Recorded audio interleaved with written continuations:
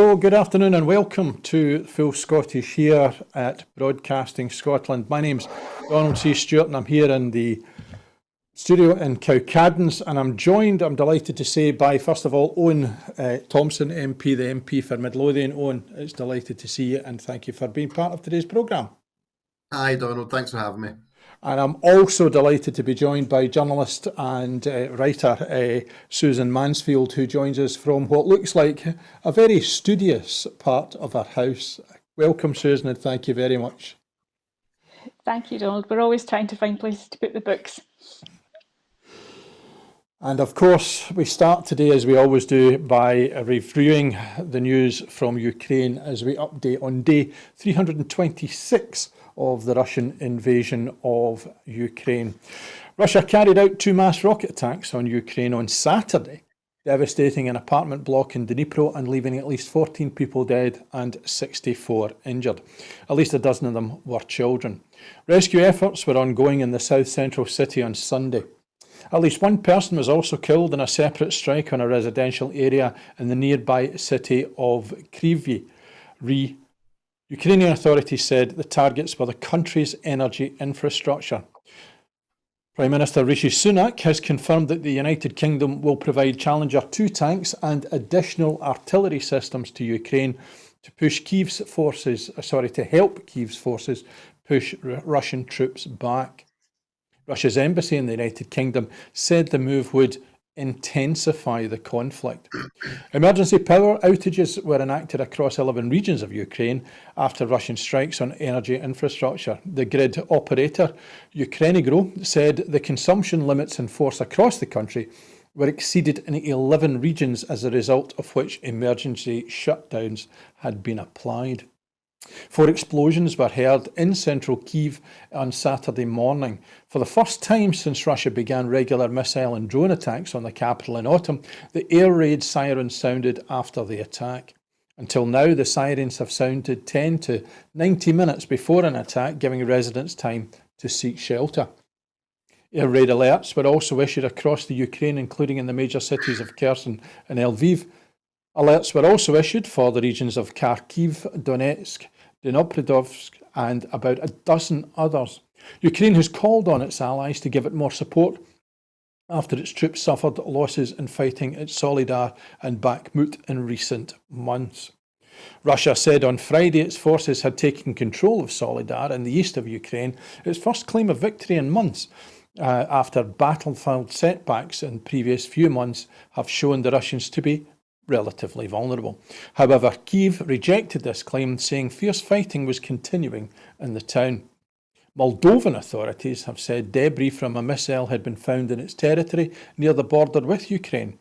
They said on Saturday the find came after Russia's massive bombardment of Ukraine, and that it was the 3rd time missiles from the conflict had fallen onto Moldova's territory. Former Russian President Dmitry Medvedev has accused the Japanese Prime Minister Fumio Kishida of shameful subservience to the United States and suggested he should ritually disembowel himself. His remarks on Saturday were the latest in a long line of shocking and provocative statements from arch-hawk Medvedev. Owen, if I could come to you first.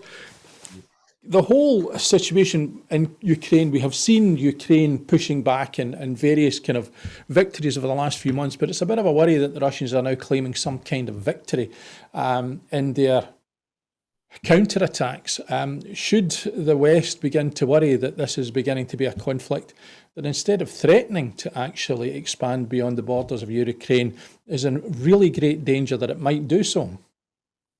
Yeah, I think that's always going to be a challenge and something that's going to have to be watched very, very closely. I think sometimes Russia do like to present a situation in a stronger way than it might necessarily be in the ground. I mean, they're very good at the disinformation and how they manage that to make sure that they try to keep a bit of motivation to a home audience. That being said, that can't take away from the fact of how serious it is and the situation that they're leaving thousands and thousands of people in Ukraine as they continue the hostilities. And I mean, the sooner we can get an end to this, the better for everyone. I know we all agree on that. Absolutely. And Susan, I suppose from a kind of journalistic point of view, one of the major problems with anything that lasts beyond a certain amount of time is that people start to get quite tired of it. Do you get a sense that that's beginning to happen, or are we still rather concerned about what we are seeing nightly on our television screens? I think we are. I think we are still concerned, but I think we can see in the news agendas how it's slipping down from the front pages of the papers. How obviously news moves on, and continued fighting isn't as interesting as something new. And I think it's really important to continue to just be aware of what's going on in Ukraine, and how it seems to have expanded. Obviously, we just heard in your introduction, it's affecting a lot more areas of the country than it was in the first few months, and just the situation for ordinary people there, without power, without water, and just things that seem kind of unimaginable to us in Western Europe in the 21st century, really. Absolutely, and of course, being aware of what is going on in the Ukraine leads me to something we cannot avoid, which is NHS strikes, which in England, NHS England, are continuing. And the British government has said there is no new money to settle that particular dispute, but increases should come from cuts elsewhere in a National Health Service struggling to cope. And of course, what we do know, Owen, is that there's no money for it in England. There's certainly going to be no new money for settling these types of dispute in Scotland. How much do you think this is years and years of mismanagement, or is it really about the fact that there are too many managers counting their pennies whilst leaving people to wait for A&E services on a gurney? Yeah, I think when we look at the UK government's position, they clearly have a level of an ideological position where they seem to be taking on all the unions at once at the moment. And I have to wonder if some of that feeds into their claims that there's no money to fund pay rises for the NHS. I think it's encouraging that Scottish Government have been able to engage with and work with all the unions, in particular NHS unions, to get at least some agreement, albeit granted not all. But when you're going into these sort of negotiations with one hand tied behind your back, as the Scottish Government are, without the full financial controls, then I think we're seeing what's possible in Scotland. And if we could only get the UK Government to just get around the table and talk, we would probably be seeing a much better outcome for everyone, and that would have benefits to Scotland as well, because any additional funding that comes through the UK government will obviously have a knock-on effect into the Scottish budget. And I suppose, Susan, one of the major issues is the narrative that is put out there. Seeing opinion polls that have been referred to this morning on television and also in a number of newspapers, that there is still support for striking nurses, less so for striking teachers perhaps, and less so perhaps again for railway workers. But there comes a point where striking may well turn people off from the main cause of the dispute, and may turn people against those people who are trying to just basically make ends meet. I think that is a danger as the longer these things go on, and it is important to just be aware that people are really, that none of these services, as far as I can see, are taking that decision to strike lightly.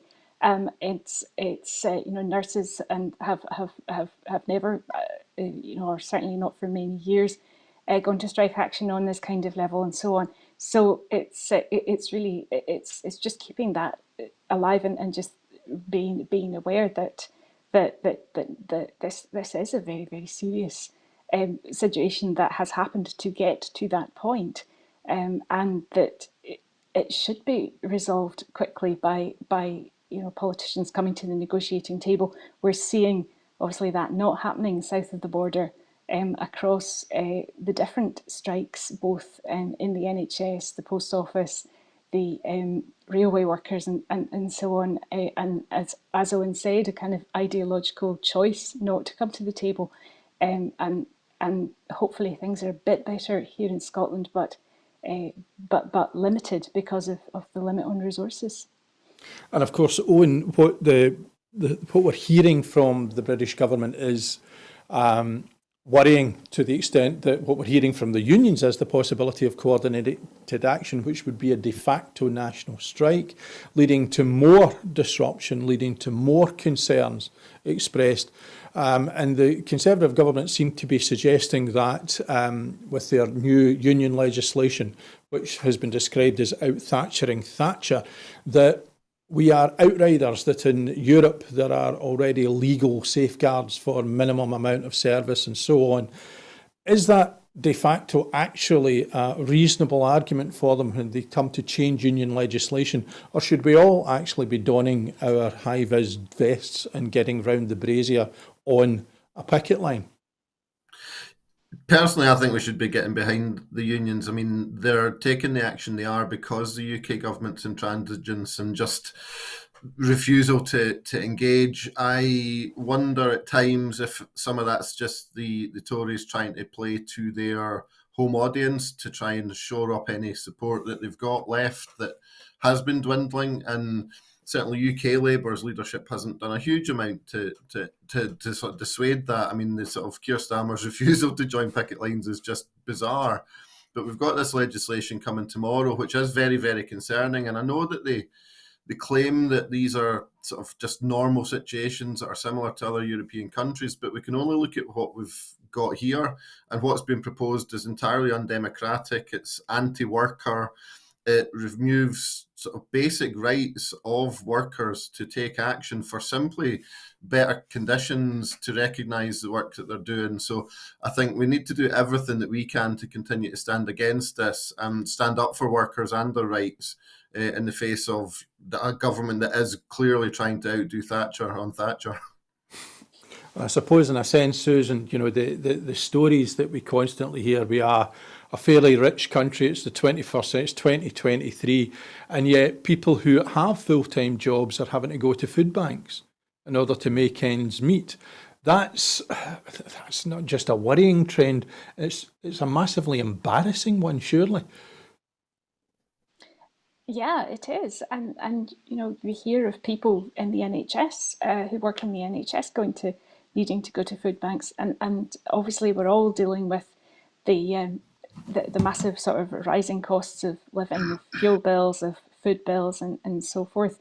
But the fact that all of this has come together at the same time is kind of exacerbating the problem.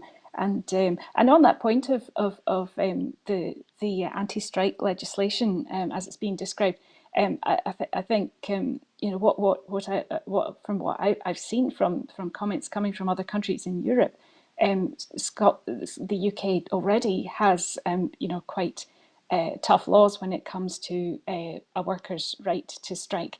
And these are not in any way bringing us into some sort of parity with Europe, as the government might be claiming. They are going much further, and you know, as Owen said, it's really concerning. Absolutely, and one of the things that has been particularly concerning to people like Susan and myself would be the cuts that have come in for Creative Scotland. And the economy and the funding for culture comes next for us, because inflation and rising energy costs are not just being faced obviously by theatres and by arts venues across the country, but what's happening to funding for the arts and indeed for other services seen as Cinderella services. And I obviously turn to yourself, Susan. We know, you and I do certainly, that there has been a real cut to Creative Scotland funding. We are all aware, those of us who have any connection to the arts, that during lockdown, the rush to Netflix and other streaming services, where you saw directors, artists and actors, etc., from a creative background who were trained in many organisations, universities, colleges, drama schools, etc., art schools, where those subject matters down south have been removed from some curricula. We have noticed that we were asked to defend ourselves in terms of the economy. We did. We know the regeneration of Dundee. We know the regeneration around Edinburgh in terms of the festivals that go on there. Then it was mental health. Then we demonstrated once again that the creative arts, particularly through organisations like Illuminate and so on, that this was something that we were able to respond to positively. It is often difficult, I suppose, in the arts to wonder where the next question of justification is going to come from, given that we seem to meet every single one head on. But now there's a real cut coming, and some arts organisations are having to ask very, very serious questions. Yeah, it's more bad news, really. The most recent piece of news is the Scottish Government's draft budget for 23 to 24, which has proposed reducing the cost in funding for Creative Scotland by about £7 million. That's about 10% of their budget. They have made a response to that, which has been to say that they will use a proportion of their National Lottery reserves to maintain funding for regularly funded organisations. But obviously that cut, and it's proposed, I mean, this isn't final, but if it's going to have to come from somewhere. So it's really bad news for the sector at a time when they've come through the pandemic, so destructive for live performance, obviously long periods of closure, and just fighting their way back from that, trying to get audiences back in. They're still a little bit lower than they were pre-pandemic. People are a wee bit reluctant to go out. Obviously, people are counting their own pennies and wondering if they can afford theatre tickets or a concert.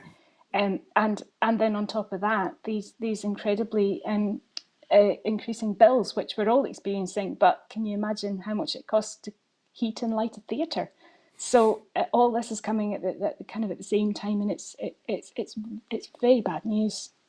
It certainly is. And Owen, as I sit amongst the lights here that would embarrass the Caribbean, there is certainly a very harsh, tough set of questions that any government has to answer when it comes to fiscal responsibility. But with a lack of investment, what we get at the other end is a lack of product that is able to build back into the economy. And with the sort of settlement through the Barnett formula and through the way in which funding is coming from Westminster, it's difficult to see how Scotland is able to manage their fiscal responsibility in a way in which Scottish people would want to see that done. So therefore, is this just another example of that democratic deficit? I suppose to an extent, yes, because the Scottish budget does have to be balanced, and if we don't cut somewhere, that has savings have to come from somewhere else. Anytime the UK government do cut the funding, and with the increasing cost of everything and the cost of living crisis created by years of mismanagement from this Tory government, everything's costing more, and it just puts more and more pressure on. But I think you're right there, because if we don't make sure we do at least protect some of the upfront funding, we don't have the product at the end of it, and we need to make sure that we do keep that, because we've got such a fantastic product across the arts from Scotland, and such a great story to tell, and how we protect our historic cultures. And I mean, even beyond theatres and arts, it's community events. It even comes down to that. I mean, we've got great local festivals in Midlothian that every year do so much to make sure that the local history and heritage is remembered and celebrated. And this is all part of difficult decisions that are going to happen, but we need to do everything we possibly can to make sure that these are protected. Absolutely. And I suppose, Susan, we know that, the high profile events are likely to get some kind of package. The idea of losing a festival which is bringing in billions, or a national organisation which is an international profile, is likely to be embarrassing. Where it's going to cut deepest is those underrepresented groups, those community organisations, just as Owen was talking about there, who have equal rights to have the arts. And one of my greatest bugbears is the fact that the Royal Conservatoire of Scotland have the United Kingdom's first ever deaf acting degree, but most of the people who have graduated from there can't get a job in Scotland. Yeah, you're right. I mean, really, I think it's across the board concern because there is some support, and some extra support has been announced for the big festivals, for the big events. But we've seen just in the last few months the Film House in Edinburgh closing, the city's major art house cinema, which was also the administrative base of the film festival. That's the Edinburgh International Film Festival, huge event in the industry and in the city. And I think the future of that is still, to some extent, not clear where that organisation goes. And so even these big festivals are quite fragile within that infrastructure. And of course, they also need the infrastructure to feed them before you get to the stage where you've got productions that you can put on an international stage. You need an infrastructure within the country to produce work right up through the different levels, from community and young people's theatre and all these things through to a really healthy, for example, theatre sector. I'm just using theatre as one example, but really across the arts, you need all of that. I would really argue that the arts is not a Cinderella part of the budget. It's actually an essential part, and I think we can see that. We talked about Ukraine, and we can see how essential culture is, and arts to people in Ukraine defining themselves as a country, and having that voice. And earlier last year, I was in Venice at the Venice Biennale, at a big exhibition organised for Ukraine, which President Zelensky addressed remotely, saying, "Look, art is essential. Art communicates what nothing else can communicate." So these things shouldn't be an add-on. They're absolutely important and key to who we are. And I suppose, Owen, as well, this sort of that key cultural message. We are not a million miles away from the 25th of this month, where we will once again have our national celebrations with the National Bard. But is it that ability to burst the biscuit tin, to be more than just the summing up of what people want to see Scotland as, that is in danger here? That culturally what we should be looking towards is perhaps not just the next level, not just the next stage, but the next generations of people who are going to contribute culturally to who Scotland happens to be. Yeah, absolutely. And I think it can't just be a case of just replicating what's come before.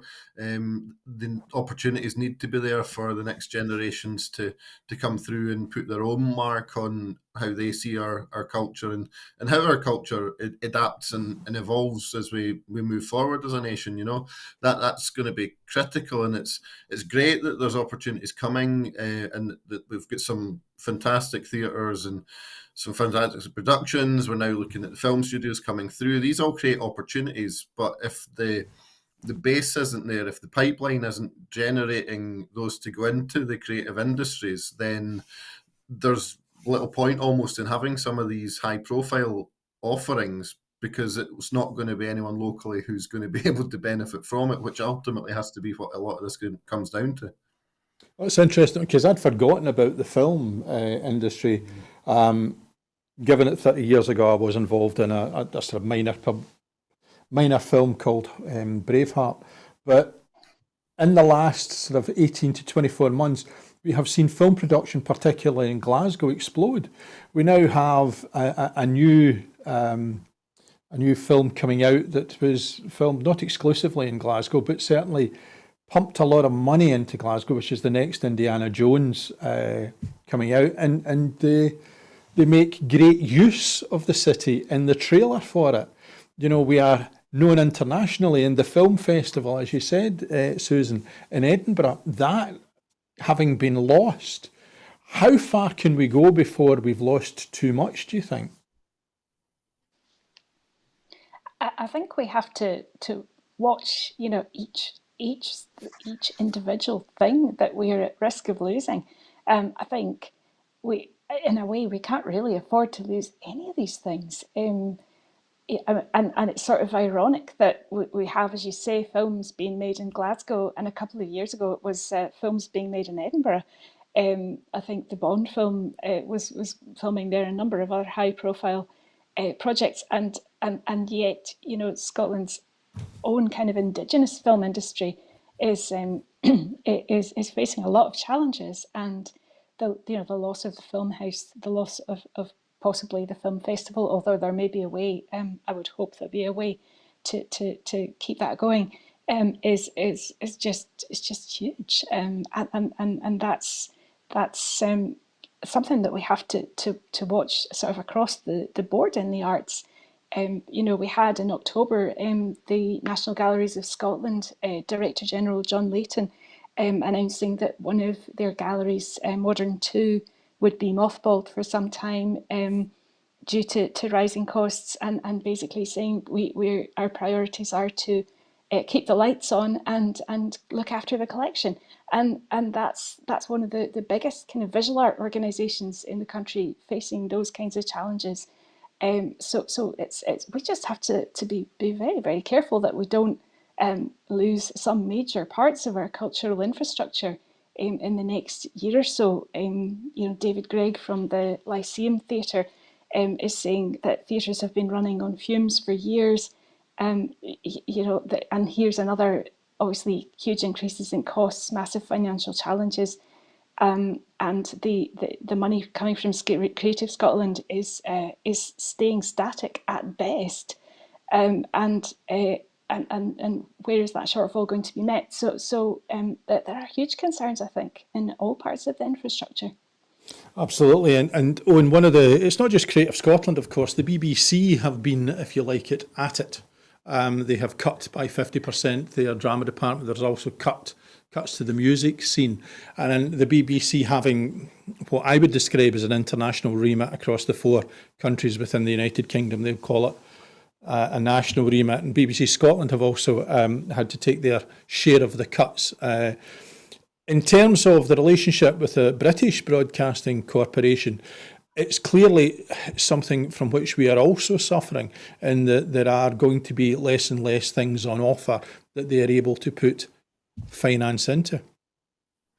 Yeah, and I mean, with my sceptical hat on, I do sometimes wonder if the BBC's motivation is somewhat tinged politically, that there's a concern that if they do too much in Scotland and we actually embrace our culture too much, that we start getting ideas above our station, even more so than many of us already do. So I am a bit sceptical sometimes when I see what comes out of the BBC in general, albeit there's a lot of really good stuff coming out of BBC Scotland, and where they are doing good work, they are giving opportunities to young actors and production teams and stuff. And we just need to see more of that. And actually, if the BBC funded in a much better or fairer way, then we actually probably should be getting a lot more money out of that for BBC Scotland to produce much more local content. And going from the sublime of mentioning James Bond and Indiana Jones, we go to our first footer this week, which was Rishi Sunak coming up from Westminster to announce 2 new green free ports for Scotland. How green will these be, and will they actually bring benefits to Cromarty and Forth local economies? And of course, one of the questions that is to be asked is, what are the risks? So Owen, there's clearly Rishi decided he was going to come up and tell us all that things are all rosy in a particularly green Freeport garden, and I think most people have been aware of the interview where he refused to give us a route map out of the United Kingdom, but he was here principally to announce these free ports. Are they good news? I think they are, and I suppose the big advantage is that they're not just a UK government project. These are jointly with the Scottish government, so they can be really positive things, and they can create internationally competitive clusters. I think there's an opportunity to put a real focus on net zero through them as well. So there's a massive focus on delivering locally. So I think they really could be, if done properly, I think they really can be a positive for the communities that they're going into at Cromarty and the Forth. That's making sure that everything is followed through. Now, there has been a rigorous process, as I understand it, to this point, in assessing the successful bids who've been announced this week. So on that basis, I would be looking forward to seeing these becoming highly successful. And I suppose, Susan, as well as being sort of highly successful, they bring some kind of benefit to the local communities. There's the possibility of jobs. But in amongst all of that, of course, there's Rishi up here in order to claim responsibility for something to which he is a partner. I wonder if he understands the meaning of the word, however. Well, I wonder whether he understands that there is therefore by implication another partner in this, and it's interesting that he's here when Liz Truss didn't seem to give any acknowledgement at all to Scotland. At least he's visited, but obviously, as you say, to claim the ground that for these big investments. I mean, I think any investment, anything that's going to support the economy is good news. But I do have questions about whether these ports are actually going to substantially change those areas that they're in. How many jobs are we talking? Are we talking about minimum wage jobs? And if something is created in a very sort of contained way, in the way that my understanding is free ports are, how does that benefit? How much does it benefit the rest of the community? If there are still too many people needing to use food banks, it's not enough. I suppose that is the question, isn't it, Owen? That, beneath the headlines is, if we're going to have employment, what kind of employment is that going to be? And I suppose it takes us back a little to the whole reason why we have industrial unrest at the moment. Yeah, and I guess this is one of the benefits of the partnership approach, because the green ports are going to embed the Scottish Government's Fair Work First approach, which means that they'll have to pay a real living wage as an absolute basis. There's an expectation that there'll be a lot of well-paid jobs delivering in these areas, and we can transition to net zero through a lot of the work that's happening there. So all of this has been included in the bidding process. So we'd expect to see all of that coming through as they develop further. I suppose as well, Susan, one of the issues for all of us is that we hear a lot about green energy. We hear a lot about green initiatives. We're plugging cars in more than we ever did before. Ultimately, is this something that's going to change our habits? Are we going to become more green because there's more highlighting of it as a particular issue? I mean, I think we have come some way. I think when looking back, as you say, even 10 years ago, we are using more green energy, and just the situation that you mentioned with cars has changed a great deal. The capability of an electric car has changed a lot because the technology has changed.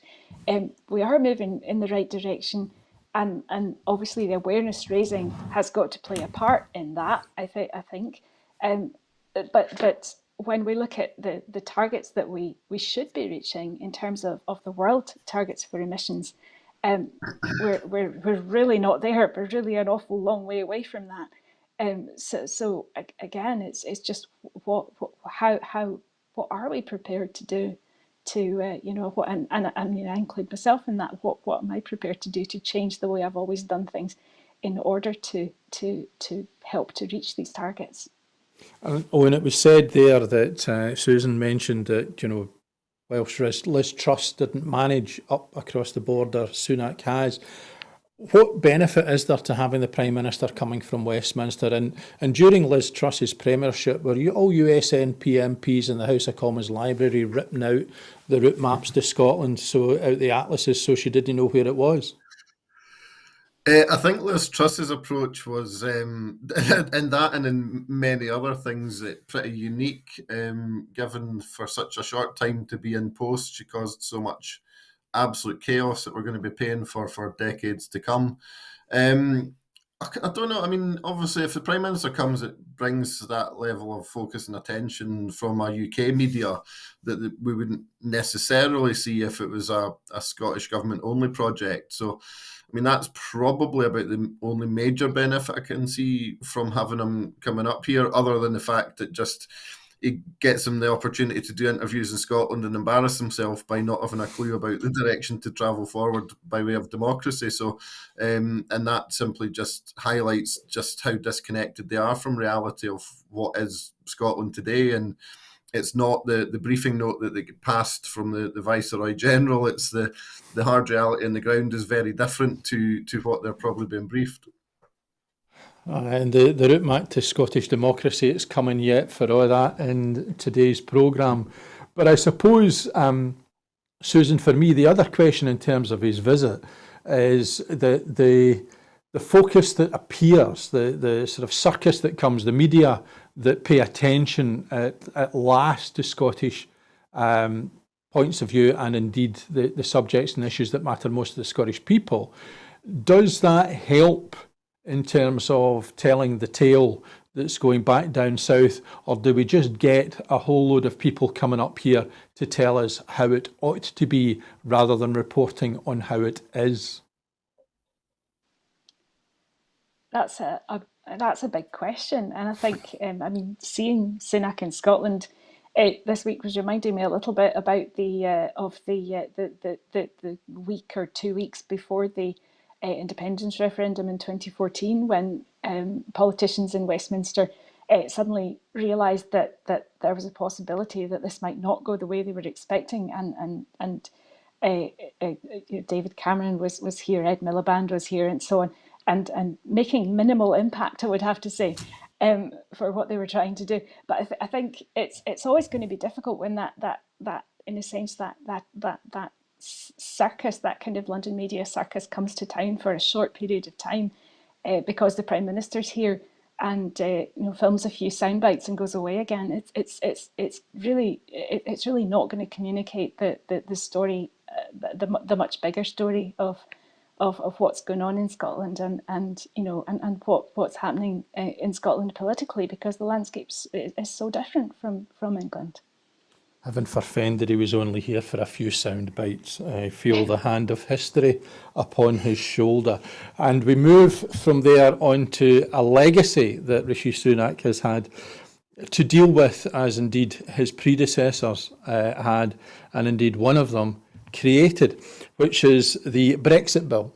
And the UK government's anti-EU rhetoric has continued with the pushing through of the retained EU law revocation and reform bill, which will happen this coming week, despite the damage that many commentators have pointed out that it's going to do, particularly as the Scottish National Party have referred to it as a full-scale attack on devolution. Owen, I have to come to you in terms of what do you do in order to stop this?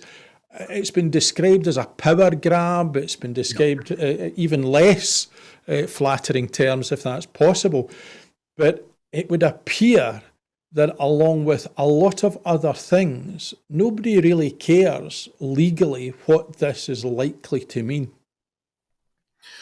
I think, I suppose to an extent, the general public probably haven't recognised what it will mean and won't for some time yet until it's through. It's only those kind of looking ahead who are kind of already spotting the challenges that it brings. But it's a blatant power grab. It overrules countless devolved legislation. I mean, we reckon that something around 2,500 to 2,400 pieces of EU legislation that are going to be torn up through this bill, and of that, there's in the region of 570 pieces of law that are relating to DEFRA. So there's all your food standards and all the protections that the EU brought in these terms that are just going to be written up on what is effectively a Tory vanity project, because all it's doing is taking what is currently an EU law to badge it as British, and they claim that that's not going to somehow see them reducing the standards that are being applied through the EU. I'm sorry, I just don't believe them. They've said this far too many times before. We heard it on from Susan on the issues around striking and how that works in other European countries. They are going to do whatever they can to reduce standards and it's sad to say, but with this government, it appears to be for the benefit of their cronies. In so many ways, they're just doing it for self-interest rather than actually looking out for the public interest. And I suppose, Susan, from giving ferry contracts to companies that don't make ferries or don't have any, giving PPE contracts to people who can't make PPE, to having parties where you are, what was it, invaded, assaulted, or hijacked by a cake. There doesn't seem to be any behaviour that this particular government feels embarrassed by. And here again is an opportunity, a vanity project, as Owen describes there, which has real implications, because some of these food standards in particular, there are real question marks hanging over what it is that's going on. You've got to be concerned because, I mean, this, as far as I understand it, this package of laws, which is basically going to disappear by the end of this year unless they are replaced, cover a lot of things. As Owen said, food standards, agriculture, fisheries, a lot of things to do with employment as well, employment laws, employment rights, things like maternity and paternity leave and holiday pay and all kinds of things like that. And they're actually just going to disappear unless the new laws are put in place. And how can there possibly be time for new laws to be brought in and to be scrutinised appropriately? In less than a year, that can't happen for hundreds, possibly thousands of laws. So one has to be really concerned about what's coming in through the back door and what the government, as you said, they don't have a great record in terms of trustworthiness on a number of issues. What are they going to bring in, and how can that be even looked at and scrutinised within the time that we have? Of course, Owen, we had 2022 and the who's your next ringmaster Tory circus of the next leader, and it delayed a lot of legislation. And I suppose this bill is one of those things that perhaps was delayed, which means that if they are not going to be replaced by the end of 2023, there is a general election that must happen within the next 18 to 24 months. There's every possibility that we will enter a general election fully exposed. And I suppose the question is, does Stephen Kenny have his Sharpie out ready in order to sort out which are the most important, and what can the SNP in Westminster do about it? Look, I mean, we'll continue to raise the issues, flag them up and hold them to account, as we always do. I mean, this was clearly a vanity project that was brought in by Jacob Rees-Mogg, and at one point it did look like it might just drift away and never see the light of day, but it has been brought back. And I mean, the chaos in Westminster continues, and although the current incumbent at number 10 is presenting a sort of fairly steady front outwardly, the chaos is still there in the background, and there's no guarantee that he'll still be there by the summer or the end of the year. So I mean, all the issues that you're highlighting about the time that's available to scrutinise this and for it to work its way through the parliamentary process, I mean, there's no guarantee it actually gets all the way there. But once it's passed, that then puts the burden on everyone else to make sure that protections are in place, that if this bill passes and they drop off at the end of the year, that we don't get left high and dry. There's, I mean, so much concern from business, the potential for increased costs and bureaucracy. It's madness that they're bringing it through, but that's something that we've just come to learn that's standard of this Tory government. And there, of course, been Stephen Flynn, not Stephen Kenny. You'll be happy to know that the former Dunfermline athletic manager is not going to make a return to any form of Scottish politics. Susan, just in that context again, it is just astonishing. You've highlighted some of the very basic parts of this legislation: maternity rights, paternity rights, union legislation, as well as Owen was talking about the food standards. It's difficult to work out what it is that will wake people up to the reality of what has been done. And is it that we're beginning to get a little bothered and over complacent, or is it that we're beginning to get a little bothered and just believing that politics is so polluted that it's not worth the bother anymore? Well, I think we do have to be a bit mindful about the narratives that are coming out from Westminster, from the Westminster government on this. I mean, this this particular business with the retained EU bill is another part of the chaos of Brexit actually unfolding. Of course, nobody in the government is going to say that, just like in the way that they're not going to say that one of the reasons that we have a staff shortage in the NHS is because of Brexit. But these things are pretty manifestly clear, and it's again trying to deal with the kind of fallout from that. I think with this this issue with all these laws, one of the problems is that, as Owen has kind of suggested as well, that businesses and so many people affected by these things are just not going to know what's happening, as these laws are being changed, new laws are being brought in, perhaps not fully through the process of democratic scrutiny that laws would normally be subjected to, and nobody wants chaos. Business doesn't want chaos. People need to be clear about what rights that they have and what standards they're producing, whether they're in agriculture or in food or in other fields, and so the government needs to be clear and provide some clarity, rather than this just being one kind of immense pot of chaos after Brexit. And from one pot of chaos and people not knowing what's going to happen, we move to our final discussion from today, which is the question of a democratic route for Scotland to independence. Rishi Sunak this week refused to answer questions on what is the democratic route for independence for Scotland. And in Westminster last week, Scottish Secretary Alistair Jack said people in Scotland don't want to join the European Union. So the question is, will a de facto referendum give the people of Scotland the opportunity to vote for a future as an independent country in Europe? And when should that vote be held? Well, Owen, what is the way out? Well, I mean, I think first and foremost, the important thing is about finding something that delivers the outcome we want to see. I would love us to be independent now. I'd love us to be able to be declaring independence tomorrow.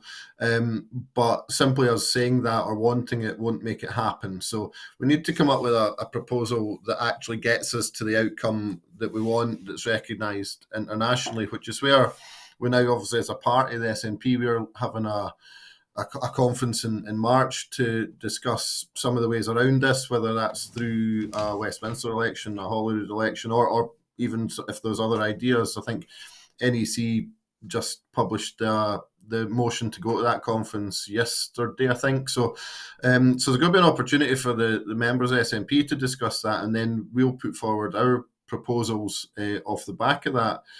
But ultimately, where we are just now, because the UK government are simply just ignoring democracy, and I can't put it any other way, because they just choose to ignore the outcome of elections where it doesn't suit them. So they are in a really tricky place in many ways, actually, because although the Supreme Court ruling kind of maybe wasn't exactly what we would have wanted to see, it at least gave clarity on the legal position. So now the ball's very much in the UK government's court in terms of defining what does democracy mean for Scotland.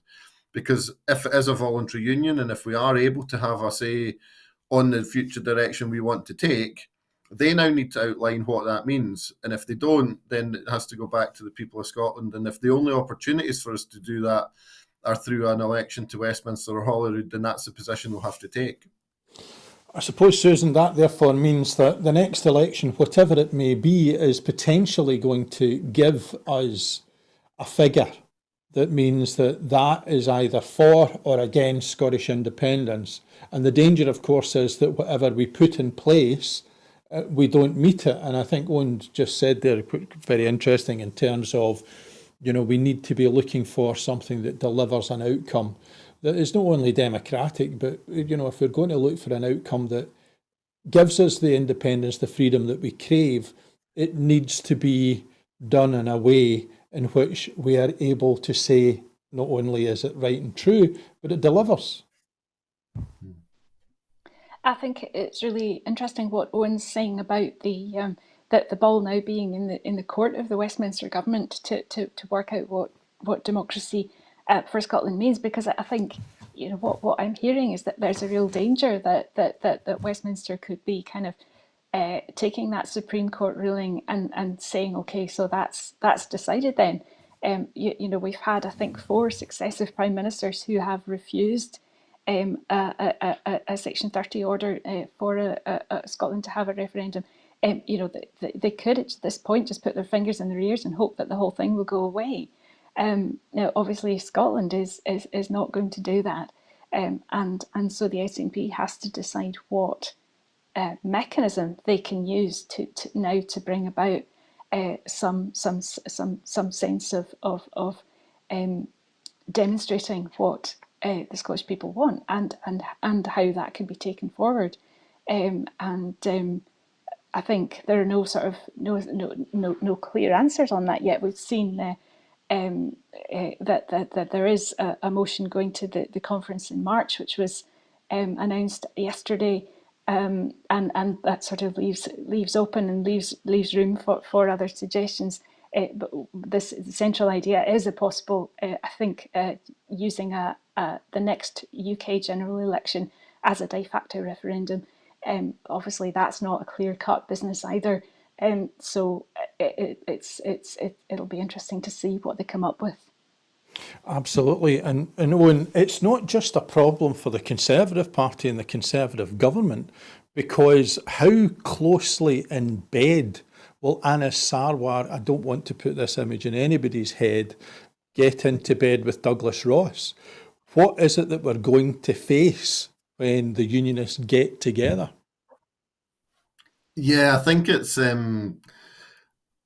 just bizarre that the Labour Party haven't learned the lessons of 2014 and subsequently. I mean, we see still they do these grubby backroom deals with Tories and council chambers across Scotland to keep the SNP or independent supporting parties out of administrations and council chambers. But we've heard Keir Starmer's latest iteration of Groundhog Day as Gordon Brown appears with his latest Home Rule shouts, and they're now going to take back control in an attempt to try and pretend that it's some form of Brexit that the Labour Party are doing, because they know that that's still popular in some parts of England. It's anything they can do to try and get into power in Westminster, and we're just an afterthought in Scotland. I think Keir Starmer this morning was interviewed where he basically said something along those lines. I can't remember exactly what it was, but Anas Sarwar had taken a position in something and Keir Starmer distancing himself, saying, "Oh, but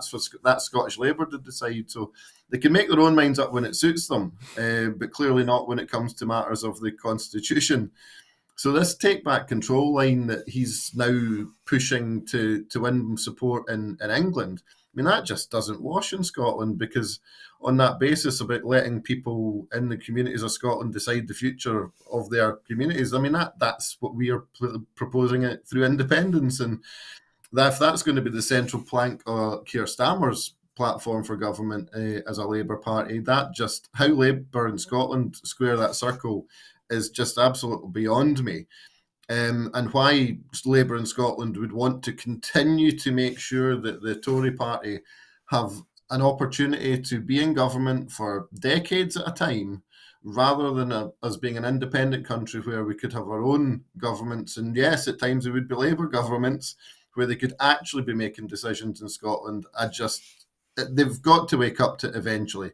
I mean, the whole reason the unionist parties don't want another referendum is they know we're going to win the next referendum. They know the numbers are there and are only heading in one direction. And the longer they continue to deny democracy, we're already seeing more and more people questioning why they've not come to the conclusion earlier that we need to be independent. Because, I mean, this approach of denying democracy and telling us that we've had our tea, just like it or lump it, it's just not going to cut it. So I think over the coming months we're going to see increasing support for independence and an increasing pressure on the Labour Party, particularly Labour in Scotland, to distance themselves from a Tory party who are utterly toxic.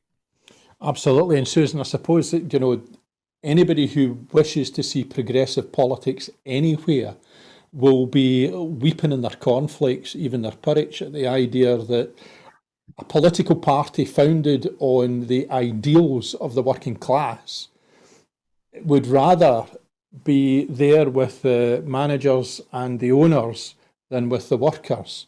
And that whole ideal from don't go on the picket lines to we're not having any deals with people to council chambers the length and breadth of Scotland seeing deals being done. Will the Labour Party ever actually get back to where they once were in Scotland, because that's the behaviour they seem to enjoy? Yeah, I mean, I fear they won't. I mean, there will have to be enormous changes if they were to regain that ground.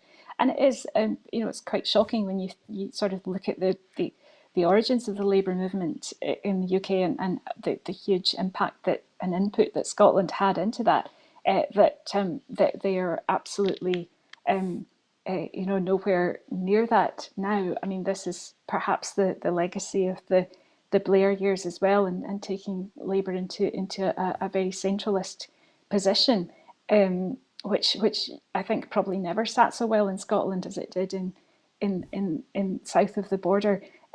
But yeah, I mean, we're really seeing. I mean, what we've seen in elections in Scotland in the last, sort of probably 10 years or so is that the kind of real decline of the Labour Party in Scotland, and the shift towards the SNP, also I think a bit towards the Conservative Party, and so the ground that the Labour Party held is just shrinking, both kind of geographically and sort of ideologically. Well, that's us come to the end of today's Full Scottish. It remains for me, first of all, to thank Owen very much for being part of today's programme. Thank you, Owen, as always. No, pleasure. Thanks for having me. And to Susan as well, thank you very much for being part of this afternoon, and hopefully sometime in the future we'll chat a little bit more about the arts. Thank you. I hope so. And that is indeed it for this week's Full Scottish. And before I go, I just want to remind you that at Broadcasting Scotland, we depend on the generosity of our supporters. To everyone who has donated and to everyone who has signed up to make regular monthly payments, thank you very much for contributing to programmes that include, from today, the idea that Jacob Rees-Mogg had a vanity project, and putting together James Bond, Indiana Jones and Rishi Sunak, as well as you heard Groundhog Day here, not necessarily first, but we'll claim it was original. Our programmes, such as today's, will always be free to view. However, if you can afford £5 a month, please consider becoming a Broadcasting Scotland supporter. We have set ourselves a target of adding 10,000 new subscribers to enable us to employ staff to make more programmes here and outside of here and from our studio. But for just now, and for today, and for this afternoon, it's goodbye and thank you for watching.